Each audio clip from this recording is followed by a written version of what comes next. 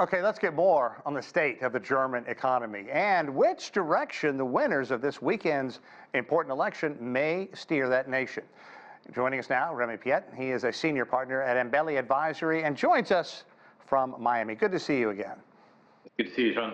Okay, the German economy, as we just talked about, once the envy of much of Europe, has fallen on hard times. Malaise, a drop in manufacturing, and really little on the horizon to lift the country out of the doldrums. Where does the country stand right now? Well, it's a complex situation, obviously, for Germany. I mean, first of all, it's facing a paradigm shift in terms of the structure of its economy, especially its competitiveness. The German economy has always flourished on its capacity to export, manufactured goods and cars, for example, to Asian markets where China now is competing, obviously, and even reversing some of the trade, especially in EV battery cars.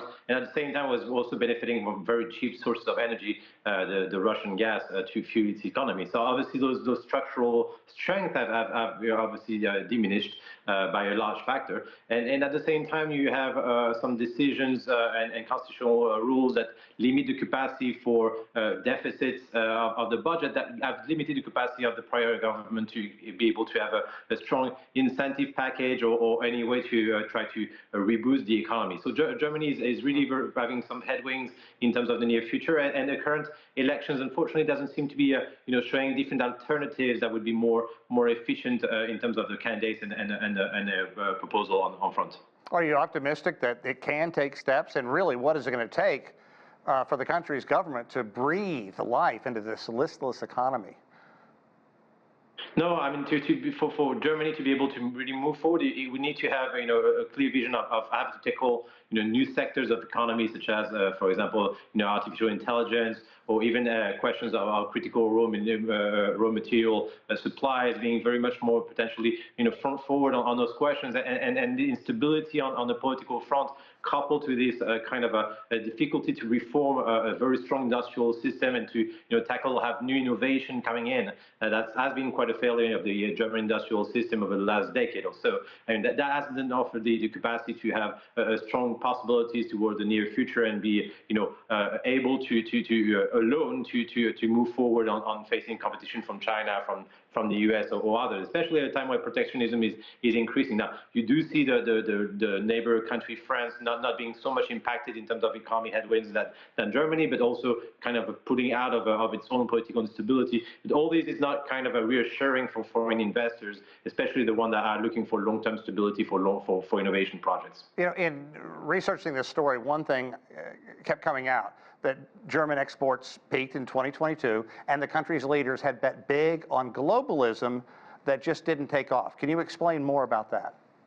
I mean, the German economy has always been very much globalized, as I was first explaining, and the push towards protectionism and potential rise of tariffs, or existing rise of tariffs, is actually not good, obviously, for its perspective. The euro is actually quite a strength for the German economy because it's relatively weak compared to the US dollars over the last few years, but it has also allowed to provide some stability and certainty for investors looking at Germany. But Germany really needs to be able to have pools of growth, maybe especially not being much present in some sectors that will see a very strong future and development, such as the defense sector, for obvious reason, towards the conflict in Ukraine and some needs and push from the US towards NATO countries. And Germany needs to be able to have developments catching innovation and pushing or playing the European card, more interactions with its neighbors. There are some very good collaboration possibilities with Italy, with Spain, with France. That's also kind of the vision that Macron and other Giorgia Meloni to a certain extent also has been suggesting. And that might be interesting for the next president of Germany, chancellor in Germany, to actually push towards international collaborations, or at least have more transparency in a series of developments and economic perspective that is pushing for. It's not just the economy. Consumer confidence in the government, down to a huge degree, and immigration is such a big issue with voters right now. How is that going to play in, and the frustration that many Germans feel right now? No, I mean, obviously you've got a rise of immigration over the last few years in Germany. Some of them actually encouraged. I mean, you've seen the kind of opening up of borders for Syrian refugees under the Merkel administration, something that economically made a lot of sense because there was a lack of workforce in Germany, and the Syrian population is quite well educated and all in all together that moved to Germany. But that has created in some questions about the question of German identity, issues that the AfD is surfing on and pushing forward in terms of its own program on these elections.